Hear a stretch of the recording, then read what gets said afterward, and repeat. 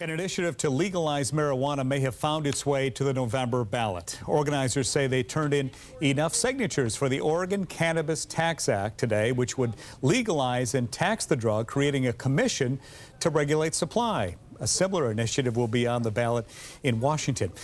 More than 2,000 people turned out to support what they hope will be a ballot measure to tax cannabis. KOIN Local 6 reporter Brent Weisberg was in Salem for today's registration deadline and has more from the state capitol. And good afternoon. The supporters here say they needed to gather more than 80,000 signatures, but in the end they say they got 165. Supporters of I-9, also known as the Oregon Cannabis Tax Act, would like to see marijuana regulated, just like cigarettes and liquor. By doing so, they say the state could tax the marijuana to make a profit.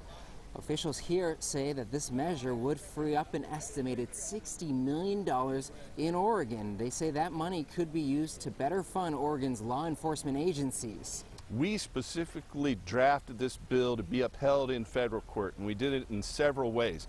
One is we implement a system of controls mandated by international treaty. The system of controls that we implement are directly from the Single Convention Treaty of 1961.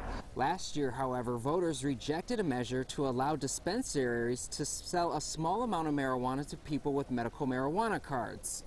The Secretary of State's office will have to verify all these signatures, and once that's done and she approves it, this measure will be on the November ballot. Reporting for you in Salem, I'm Brent Weisberg, KOIN Local 6. A measure to legalize pot in Oregon could be headed to the ballot this November. Supporters of the Oregon Cannabis Tax Act turned in the 165,000 signatures in Salem today. The act would regulate cannabis use for people over the age of 21 and also allow Oregon farmers to grow hemp crops.